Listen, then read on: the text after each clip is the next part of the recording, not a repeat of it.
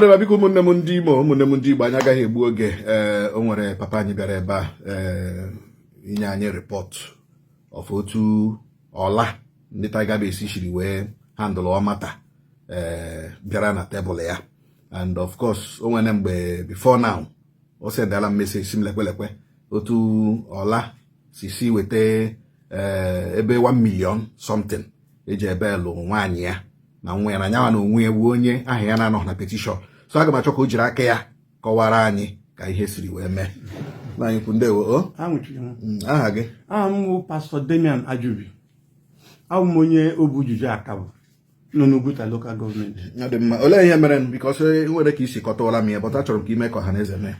Ihe mere n'iwu na nwanne m nwoke Morris Ajubi na nwaanyị m Mercy Ajubi na nwa ya nwaanyị wụ Rejoice Ajubi jere n'ọrụ anyị ebe anyị gbuchara n'ọrụ ije kụọ ọka na ọgụ na ihe ndị ọzọ na anyị. Edward Ajubi na nwunye na nwa ya nwoke abịakwute ha na ọrụ ebe ahụ gbaa ọgụ na ya wụ ihe akwadoro ha akwado ime. Then nwa ya nwaanyị na-akpọ Chidimma lụrụla di akpọ ndị Tiger Base. The person akpọrọ wụ Cordelia chihụ na ihe ahụ emere ahụ diga aha mmadụ ole dị otu a mmadụ ole ndị ahụ dere aha. Cordelia ọ na-arụ na Tiger Base ọ onye polisi? Ọ onye polisi. Onye polisi ka ọ Cordelia. Then mgbe ha dere petition otu ụbọchị aka edere petition otu ụbọchị aka a sign ya otu ụbọchị aka ejiri arrest the same day. Ọ ya ihe nji ma na enwere ihe ọjọọ ha bụ n'uche oyi. So mgbe m jeruziri na 25th of April being Friday chika m jezie bel ọnwaanyị m because anụ m n'ụlọ ebi m ebi n'Owerri a. So kena akpọ Blessing ọ nwaanyị police na Tiger Base asị m na m so na ahụ machichi mba aha m esoghị na ya.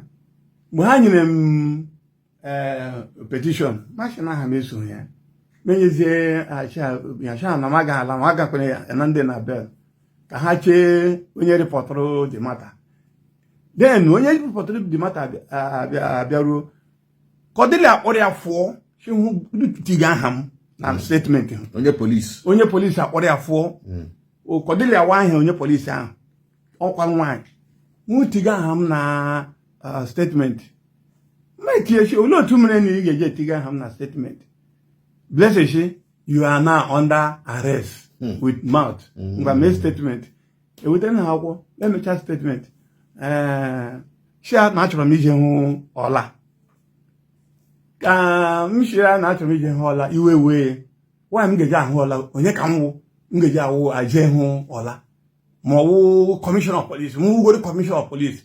Blessing kwugeke. Yes, Blessing kwuge ya iwe wezie opuchiri m chiri akpụ ụkwụ m na emeji ụkwụ ala so ya awụrụla nụ m onye nọ ndị arrest. Ka anyị na-aga mahụzi ọla machi ya kọmanda biko achọrọ m ịgwatụgo okwu ebe ọ chọghị ha m ntị na-ekwu igi ya na ntị ya na abụ m onye bịara na ibel nwaanyị m na kesi dị otu a edere petition but ugbu na Blessed shizi na nso na ahụ anụkwa na petition. Ọla did not care. Ọla did not care iju Blessing olee otu o si mee ọsị go and wait in detention until I come. Ya ruzie 6 o'clock abalị. Then ọ wụrụ na ọ gwara Blessing onye ọbụla ga-ana m na bel ga-awụrịrị ewetarịrị 350,000 ka enwe ike iji na m na bel. So mgbe nebo m bịara agwa ya ihe ahụ ọchị ka kpọpụta m agwa ha m si ole otu ọwụ na ihe na-eme na-amaghị ji na-amaghị ede gbasara ya.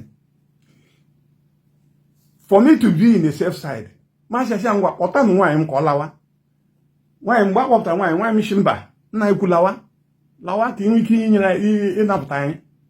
So m agwatinye ha na ihe ga-akwụ 200,000 anara ha m 200,000 from their POS person. O nwere onye POS particular. Okay, ha nwere POS nga ahụ nga nke onye POS abatakwara ya. Okay, POS ka ha ji emepe ala. Good. Onye kpọtara Blessing Kokodelia. Oh, Blessing kpọrọ ya na phone. Okay. So mgbe m lawachara n'abalị ahụ chiehu achara m bịa maka nwaanyị m eruzie na chiehu ahụ achị m na lekwe ihe ọla kwuru na ọla achị na ọgwụ 350 each na emere m ebere n'abalị eji na m tu mmadụ ole ka ị ga-ebe kwesịrị ebe mmadụ atọ 350 ya wụ 1,050,000 mmadụ atọ excluding my own.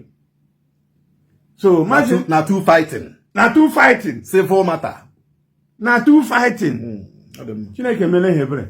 So ihe nkwuge nga ha wụrụ na mgbe m chọrọ ijezi ihe ọla Chineje hụ ya jụọ ya olee otu ọwụ ka eji agwa m ụdị ego ọlachi m na mụ useless old man. I cannot be a useless old man. I shouldn't walk out from this. I say I cannot be the useless old man. Yeah, Bumike. Then otu n'ime officers here, I will walk out of his office or from the office. So I will never be a useless old man. I will never be a useless old man. I continue repeating myself as I was walking. And then finally, Blessing him now 350,000 each. Masha, ngwanu na nwaanyị m na nwanne m nwoke na nwa ya no alawala m. So mgbe m lawaziri cross all their gates and their man na ha my phone depository there. Ka m na-apụzi ka ọ kpọrọ nwa nwaanyị my brother Chiwuje Omam. At the end of the day, na ọla ha ewepụla ha ego na ahụ 250 ka anyị ga-akwụ. Ya 750 for the 3 people, including my own over 200. Now, ọwụrụzie 950. Mashia mba, ọ bụrụ na nna ga-ewetu 200, ebe nu forced them to pay more such amount. Because of my aged wife, come run halawa. So, emecha manam 200 each person. Then we go for the check, the POS, 10,000. Then nanga aku 10,000 for one sheet. Masha over my dead body. One sheet of bear bond. Bear bond. One sheet. Masha over my dead body. I cannot pay it. No, I will.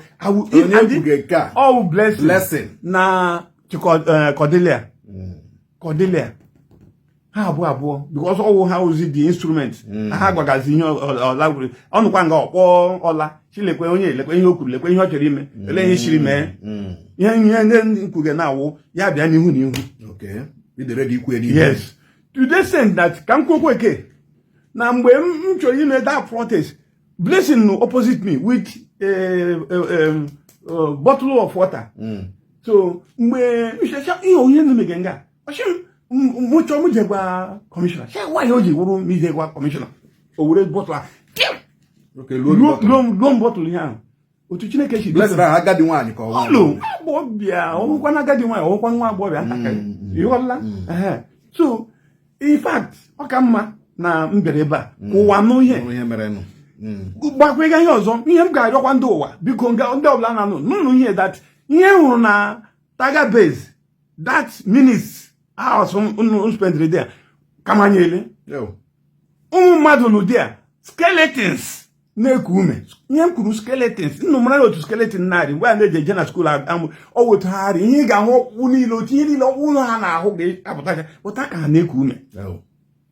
Ọwụrụ na gọọmenti Nigeria ma we said no ga here ha biko onye ọbụla eburu na ebubo ihe ọjọọ mere ogbu mmadụ uru akwa iko uru ome ndụ za ajụjụ gị dan ịnụ na sel anwụ imo gọọmenti biko ọpụta ndị eje oje na hospital etriti harị ha ndụ za ajụjụ ha dan ịnụ ịhapụ ha nwụchi ebe a Chineke ga-ewesa ndị iwe. Ọ dị mma nna m total ego ole ka ị kwụrụ? Akwụrụ m ha 820,000 in 2 days with 2 different plus nke gị ego ole total ma nke ịkwụrụ ụlọ maka ndị nga gị ma nke gị ego ole ka ịkwụrụ 820,000 ka ọla nara gị ọla nara gị na two fighting ọwụ na egburu mmadụ ọwụ na egburu mmadụ onwe kidnapping onwe ihe ọjọọ ọzọ na ọ dị mma nna imeela maka ịbịa nọnyere anyị